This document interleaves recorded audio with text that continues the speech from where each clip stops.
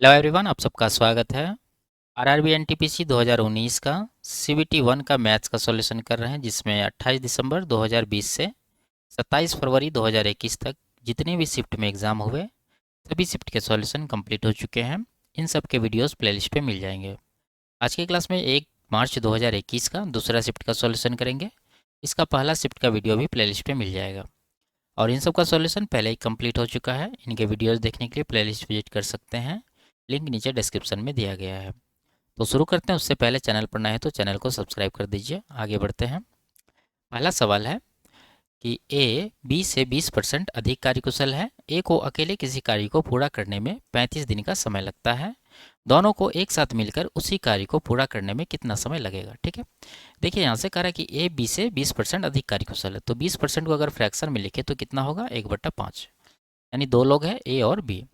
B अगर 5 unit काम करेगा तो ए कितना करेगा, 5 से एक अधिक यानी कि 6 यूनिट काम करेगा। ठीक है, तो ये दोनों का कार्य क्षमता का अनुपात है।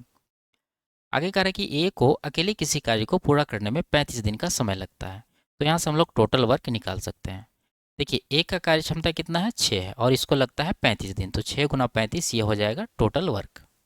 अब आगे कह रहा है कि दोनों को एक साथ मिलकर उसी कार्य को पूरा करने में कितना समय लगेगा। तो ये टोटल वर्क को दोनों का कुल कार्य क्षमता से डिवाइड कर दीजिए, यानी कि 6 + 5 11, 11 से इसको डिवाइड करेंगे तो ये कितना होगा, 35 दिया 105 दूना 210 और नीचे 11, तो ये हो जाएगा कितना, 11 इक्का 11 बचा 10, 11 9 99 और इधर बच जाएगा आपको 1। ठीक है, तो 19 सही 1/11, ऑप्शन नंबर 2 इसका सही आंसर है। आगे बढ़ते हैं।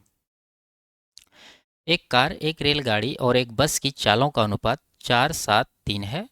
कार, बस और रेलगाड़ी की चालों का औसत 70 किलोमीटर प्रति घंटा है।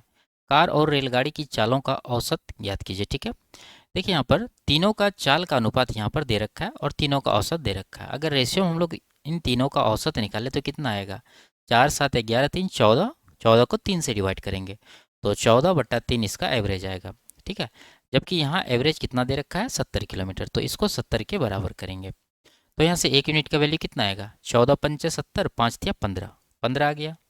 अब पूछ रहा है कार और रेलगाड़ी, तो यहाँ देखिए कार और रेलगाड़ी यानी पहला और दूसरा का एवरेज पूछ रहा है, तो 7 4 11, 11 को 2 से डिवाइड करेंगे यानी कि 11/2 का निकालना है वैल्यू, तो कितना हो जाएगा 15 गुना 11/2, तो 15 गुना 10 150 + 15 165 को 2 से डिवाइड करेंगे तो ये आएगा 82.5 किलोमीटर प्रति घंटा। तो ऑप्शन नंबर 3 में ये दे रखा है। ठीक है, आगे बढ़ते हैं।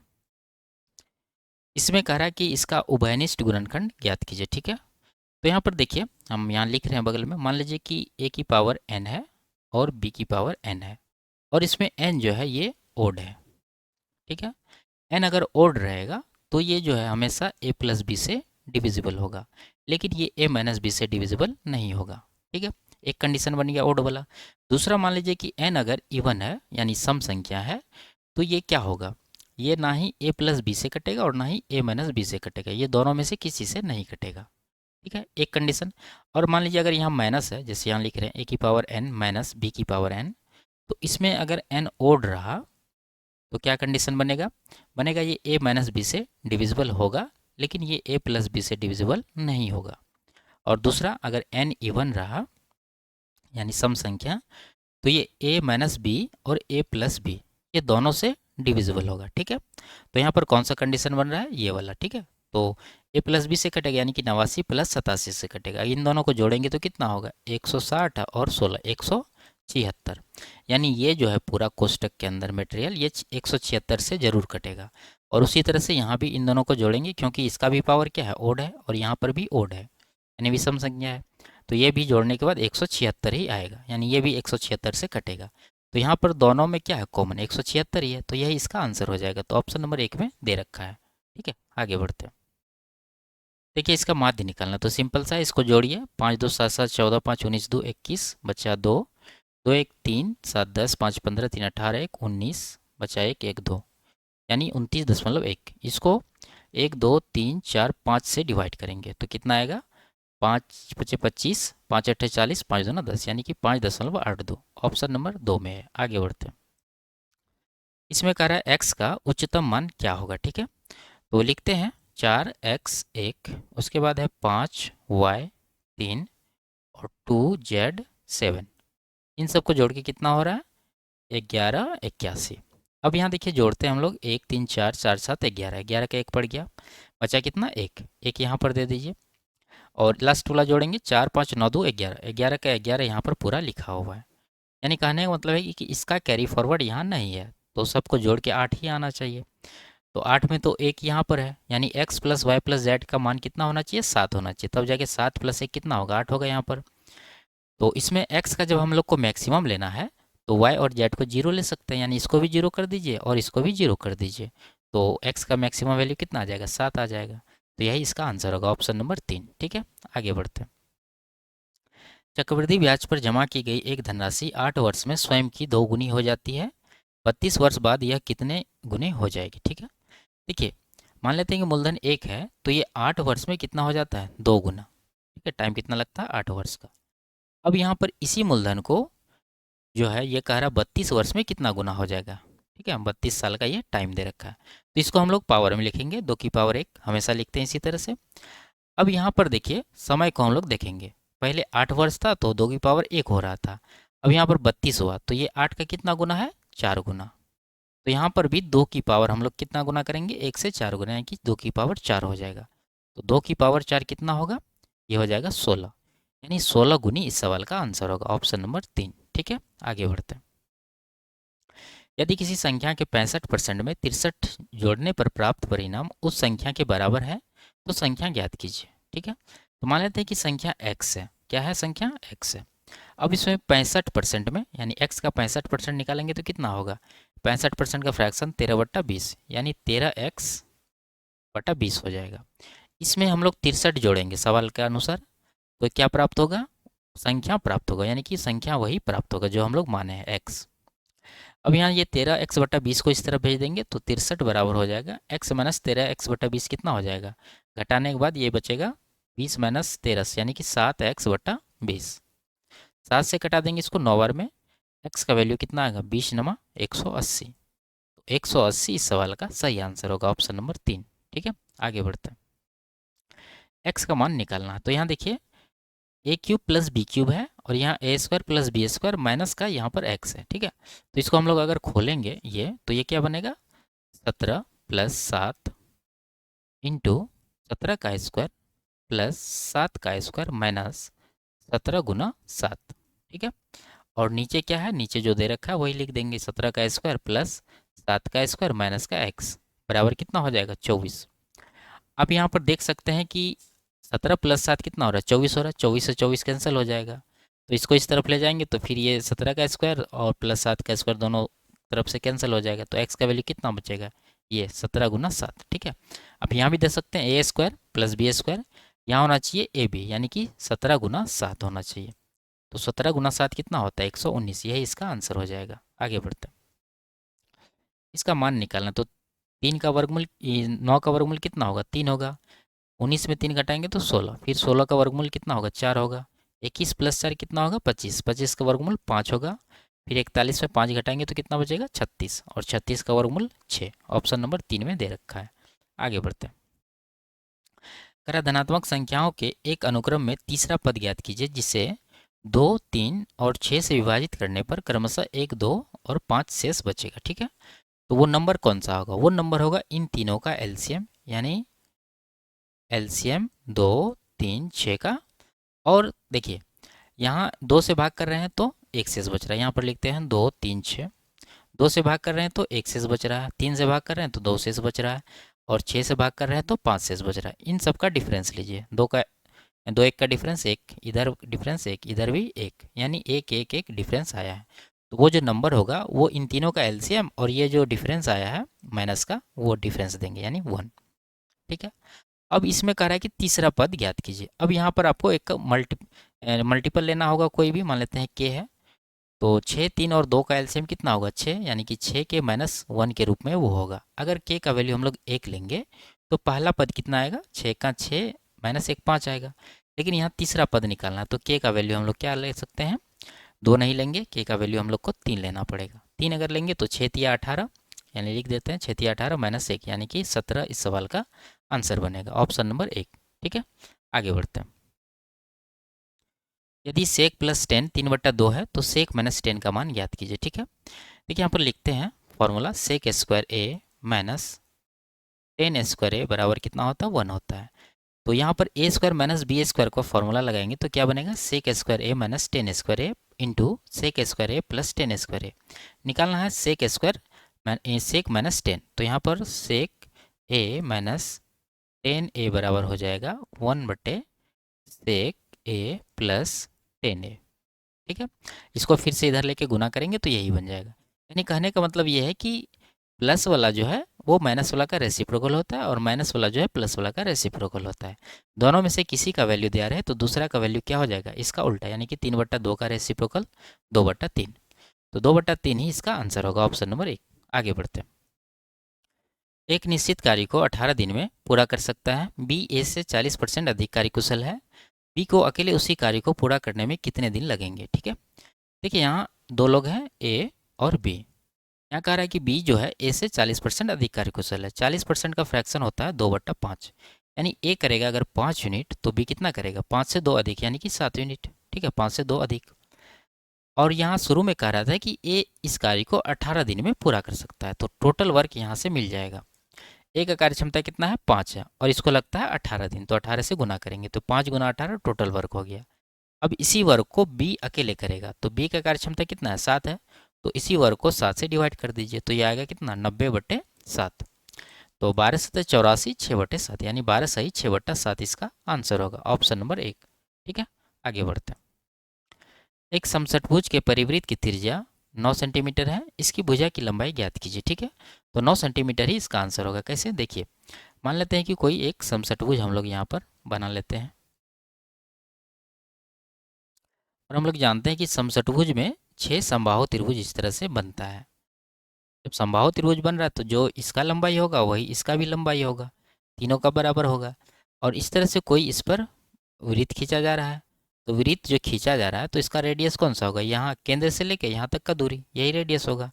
और ये क्या है, ये समषटभुज का भुजा की लंबाई के बराबर है, इसलिए ये त्रिज्या ही इसका भुजा हो जाएगा ऑप्शन नंबर 4। आगे बढ़ते हैं। इसमें इसका मान निकालना है। देखिए यहाँ पर 10 11 है, 10 79 है। इन दोनों का योग कितना हो रहा है 11 + 79 90 हो रहा है, यानी कि इन दोनों का वैल्यू 1 हो गया। 41 और 49 90 हो रहा है, 1 हो जाएगा। और 10 45 का वैल्यू भी 1 होता है, तो कुल मिला के सवाल का आंसर क्या होगा 1, ऑप्शन नंबर 2। ठीक है, आगे बढ़ते हैं। यदि किसी समबाहुभुज के प्रत्येक बहिष्कोण का माप 36 डिग्री है तो इसकी भुजाओं की संख्या ज्ञात कीजिए। तो भुजाओं की संख्या निकालने के लिए हम लोग क्या करते हैं 360 डिग्री, यानी जो बाह्य कोण का योगफल होता है उसको एक बहिष्कोण से डिवाइड करते हैं, यानी कि 36 से। तो इसको डिवाइड करेंगे तो कितना आएगा 10, यानी कि 10 भुजाएं हैं, ऑप्शन नंबर 1 इसका आंसर होगा। आगे बढ़ते हैं। देखिए इसको हल करना है तो करते हैं, 1/2 है और भाग है आगे 3/4 है, तो यहाँ पर गुना करके 4/3 कर देंगे। ठीक है, और कोष्टक के अंदर कितना होगा, एलसीएम आ जाएगा 15, इधर 6 - 5 यानी 1/15, तो गुना 1/15 कर देंगे। ठीक है, और नीचे क्या हो जाएगा 3 × 3 = 2 5/3 गुना 3/4 और माइनस इधर हो जाएगा, ये कटा दीजिए 2 से 2 बार में 1/6, ऊपर भी कटा देंगे 2 से 2 बार में, इधर आ गया 2/45 और नीचे आ जाएगा कितना 3 3 कट ही जाएगा 5/4 माइनस 1/6, घटाने के बाद 12 एलसीएम आएगा 4 तिया 5 तिया 15 माइनस 2 यानी कि 13/12। अब यहाँ 2/45 कर दीजिए और ये 12/13 हो जाएगा। 3 से 4 बार में, 3 से 15 बार में। ठीक है, तो 8 ऊपर आ गया, नीचे 15 तिया 45 बचा 4, 15 के 15 4 19, यानी 8/195। कौन सा ऑप्शन है, ऑप्शन नंबर 1 में 8/115। ठीक है, 195 कर लीजिए, टाइपिंग मिस्टेक है, तो ये इसका आंसर हो जाएगा। ठीक है, सब में 195 ही होगा। आगे बढ़ते हैं, इसका मान निकालना है। ठीक है, तो सॉल्व करते हैं। यहाँ पर ऊपर हो जाएगा 5 से 15 1 16, 16/5 में 3/5 माइनस करेंगे तो 13/5, भाग है गुना कर देंगे, ये हो जाएगा 5/8। ठीक है, और नीचे 7 1 7 1 8, यानी कि 8/7 भाग कोष्टक के अंदर 1/7 है माइनस ये कितना होगा 5/7 हो जाएगा।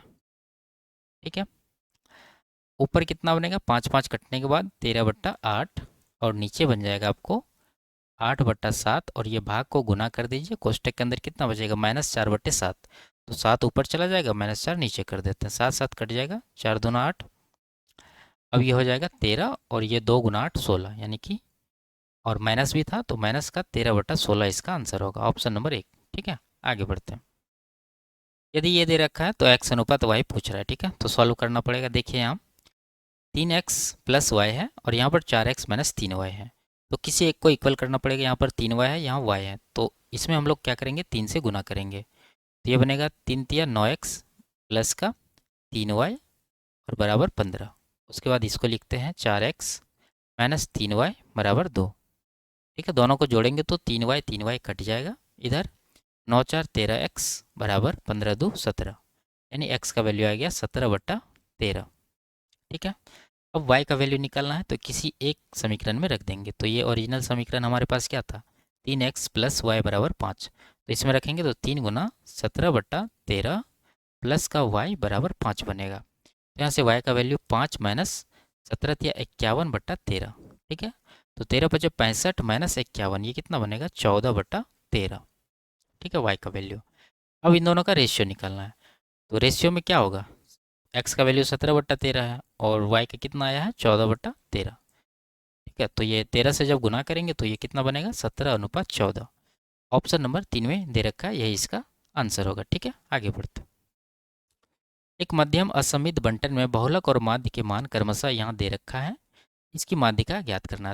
ठीक है, तो इंपेरिकल रिलेशन से निकालेंगे क्या होता है, बहुलक बराबर, देखिए बहुलक का वैल्यू रख दीजिए कितना है 31.5, 31.5 बराबर हो जाएगा 3 गुना माध्यिका जो कि निकालना है। तो इसको हम लोग m लिख देते हैं, -2 गुना माध्य, माध्य का वैल्यू कितना है 34.2। ठीक है, अब यहाँ पर क्या होगा, 34 दूना 68.4 यहाँ पर बना, इसको इस तरफ लाएंगे यानी कि 31.5 प्लस 68.4 बराबर हो जाएगा 3m। यहाँ से m का वैल्यू कितना होगा 5 4 9, इधर इधर 99। ठीक है, यानी 99.9, इसको 3 से डिवाइड करेंगे तो यह बनेगा 33.3। ऑप्शन नंबर 3 में दे रखा है। आगे बढ़ते हैं। वह बड़ी से बड़ी संख्या ज्ञात कीजिए जिससे इन दोनों को विभाजित करने पर क्रमशः ये और ये शेष बचेगा। ठीक है, तो जो शेष बचेगा पहले उसको घटाते हैं, यानी 11 इसमें माइनस करेंगे और 13 इसमें माइनस करेंगे। तो 11 माइनस करने के बाद ये बनेगा 616 और 13 माइनस करने के बाद बनेगा 220। तो वो जो बड़ी से बड़ी संख्या होगी कौन सी होगी, इन दोनों का HCF। ठीक है, तो HCF निकालना जरूरी नहीं है, ऑप्शन से हम लोग देख सकते हैं।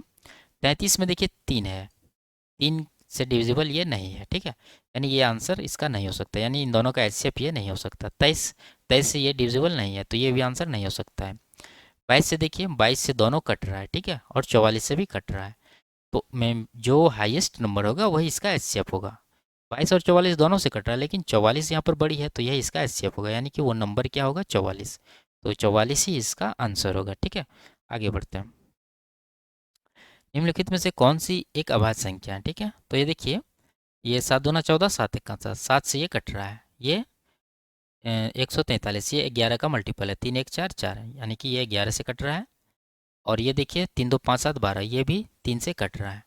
इसका मतलब ये जो है क्या है, यही एक अभाज्य संख्या है। ठीक है, आगे बढ़ते हैं। एक आयताकार कमरे का क्षेत्रफल 60 मीटर स्क्वायर और परिमाप 34 मीटर है, इसके विकर्ण की लंबाई ज्ञात कीजिए।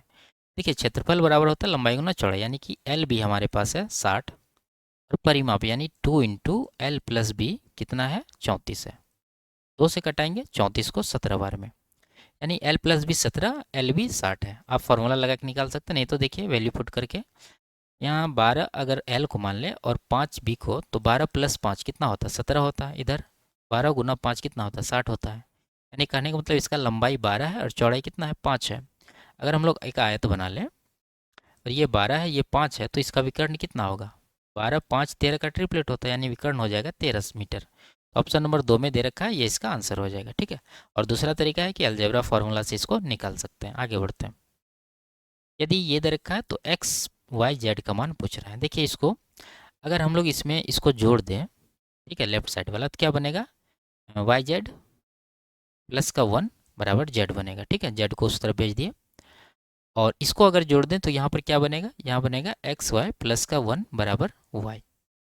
ठीक है, निकालना है एक्स वाई जेड। आप चाहे यहाँ पर x से दोनों तरफ गुना करेंगे, अगर x से यहाँ गुना होगा तो एक्स वाई जेड बनेगा, नहीं तो यहाँ पर z से गुना कर दीजिए। मान लीजिए कि यहाँ पर हम लोग क्या कर रहे हैं, z से दोनों तरफ गुना कर रहे हैं, तो z से गुना करेंगे तो यहाँ बनेगा एक्स वाई जेड प्लस का z बराबर वाई जेड।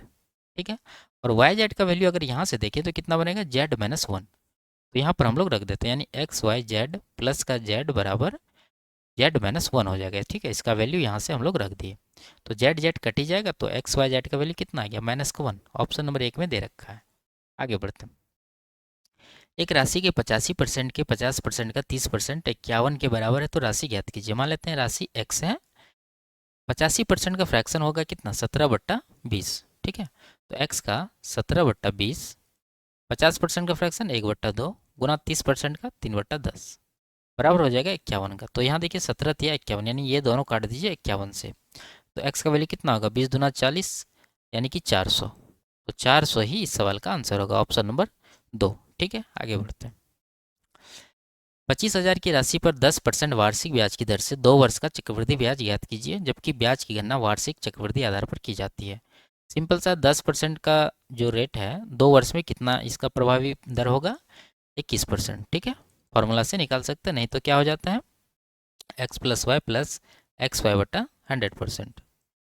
तो यहाँ पर 21% किसका निकालना है, मूलधन का। मूलधन कितना है, 25,000, यानी 25,000 का 21%, 2 जीरो काट देते हैं, 21 पंचे 105। ठीक है, 1 जीरो आएगा, और 21 दूना 42 10 52, 52 50, ऑप्शन नंबर 3 में दे रखा है। आगे बढ़ते हैं। एक वस्तु को 289 में बेचने पर 15% की हानि होती है, वस्तु का क्रय मूल्य ज्ञात कीजिए। देखिए 15% का फ्रैक्शन जब लिखेंगे तो 3/20 आएगा, यानी 20 का कोई वस्तु अगर हम लोग बेचते हैं तो उस पर 3 का नुकसान होता है, तो वस्तु कितना में बिकता होगा, 17 में, जबकि यहाँ कितना में बिक रहा है, 289 में, यानी 17 यूनिट का वैल्यू होगा 289। ये कितना गुना है, 17 गुना। क्या पूछ रहा है, क्रय मूल्य। क्रय मूल्य कितना है, 20 यूनिट, इसका भी 17 गुना करेंगे तो 17 दूना 34, यानी 340 इस सवाल का सही आंसर होगा। आगे बढ़ते हैं। यदि ये दे रखा तो y का मान निकालना, तो इसमें क्या होता है, बीच वाला दोनों पद का गुणनफल अंतिम दोनों पद के गुणनफल के बराबर होता है। तो यहाँ पर y गुना 3.6 बराबर 1.2 गुना 4.8 कर देंगे, तो 12 से कटाएंगे 3 बार में, 3 से इसको 1.6, यही इसका वैल्यू होगा। लेकिन यहाँ फ्रैक्शन में दे रखा है तो y बराबर कितना होगा, पॉइंट हटाएंगे तो 16/10, 8 2 से कटाएंगे 8 बार में, 2 से 5 बार में, 8/5, ऑप्शन नंबर 3 में दे रखा है। आगे बढ़ते हैं। एक लड़का एक आयताकार खेत की 2 आसन्न भुजाओं के किनारे चलता है। यदि वह इसके विकर्णतः चलता है तो उसे इसकी बड़ी भुजा के 1/3 के बराबर दूरी कम चलनी पड़ती है। ठीक है, बड़ी भुजा और छोटी भुजा का अनुपात ज्ञात कीजिए। ठीक है, देखिए इस सवाल को बनाने का सबसे अच्छा तरीका है ऑप्शन से। यहाँ देखिए बड़ी भुजा पहले है और छोटी भुजा बाद में, इन दोनों का अनुपात पूछ रहा है, तो पहले छोटी बाद में बड़ी ये नहीं हो सकता है, और लास्ट वाला भी नहीं हो सकता है। बच्चा हमारे पास 2 ऑप्शन। इसमें कहने का मतलब इसका ये है कि मान लीजिए एक आयताकार कोई मैदान है, इसमें कोई लड़का यहाँ से चलना शुरू किया है, और ये लंबाई दूरी कवर किया है, फिर ये चौड़ाई कवर किया है, और एक तरह से यहाँ से विकर्णता ये कवर किया है। तो जब ये विकर्णता जाता है तो क्या होता है कि ये लंबाई प्लस चौड़ाई से कम दूरी तय करना पड़ता है। कितना कम, वो लंबाई के 1/3 के बराबर। ठीक है, यहाँ सवाल में कह रहा है। अगर हम लोग दूसरा ऑप्शन उठाएं तो ये 12 बन जाएगा और ये 5 बन जाएगा। ये 5 है, ये 12 है, तो ये कितना होगा, ट्रिपलेट से 13 हो जाएगा। ठीक है, ये एंगल कितना होता है, समकोण होता है। अगर हम लोग यहाँ देखें तो 13 यूनिट ये दूरी कवर कर रहा है जब ये विकर्णता चल रहा है, और जब ये लंबाई और चौड़ाई दोनों को कवर कर रहा है तो 12 + 5 कितना कवर कर रहा है, 17 कर रहा है। ठीक है, तो ये 17 से 13 कितना कम कर रहा है कवर, 4 यूनिट कम कर रहा है। ये कितना है, ये देखिए लंबाई का 1/3 ही तो है, यानी कि 12 का 1/3 जब करेंगे तो कितना मिलेगा हमारे पास, 4 मिलेगा। कहने का मतलब ये सवाल का कंडीशन को सेटिस्फाई कर रहा है ये ऑप्शन, तो यही इसका आंसर हो जाएगा। ठीक है, बाकी दूसरा तरीका है कि आप मान लीजिए कि ये लंबाई L है, चौड़ाई क्या है, B है, तो जब ये विकर्णता कवर करेगा तो ये कितना बनेगा, L² + B², यानी L² + B² रूट अंडर बराबर हो जाएगा L + B। और इसमें आप चाहे इधर माइनस कर दीजिए L का 1/3, या नहीं तो आप इधर भी जोड़ सकते थे L/3, फिर इसको सॉल्व कर लीजिए, आंसर आएगा। ठीक है, आगे बढ़ते हैं। एक व्यक्ति ने एक वाहन इतना में खरीदा और इतना में बेच दिया, वाहन की बिक्री पर हुआ प्रतिशत लाभ ज्ञात कीजिए। ठीक है, देखिए सिंपल सा है, ये क्रय मूल्य है और ये विक्रय मूल्य है, तो प्रॉफिट कितना होगा, इन दोनों का डिफरेंस लेंगे तो ये आ जाएगा आपको 66,092, इतना रुपया का प्रॉफिट है। और किस पर है ये? 5,94,828 पर। परसेंट में निकालना तो 100% से यहाँ पर गुना कर दीजिए। तो 6×54, यहाँ 2×18, इकाई अंक 8 बन रहा है 9 बार में, इसका मतलब ये कट जाएगा 9 बार में, ठीक है। 6×54 देख सकते हैं यहाँ पर, लगभग इसके करीब आ रहा है। तो इसका जो आंसर होगा 100/9%। इसको आप बोल सकते हैं 11 सही 1/9%। तो ऑप्शन नंबर 1 इसका सही आंसर होगा, ठीक है। आगे बढ़ते हैं। तो ये लास्ट सवाल था। वीडियो आपको कैसी लगी कमेंट में ज़रूर बताइए। अच्छी लगी तो वीडियो को लाइक शेयर और सब्सक्राइब कर दीजिए। फिर मिलते हैं अगले क्लास में, तब तक के लिए बाय बाय, टेक केयर।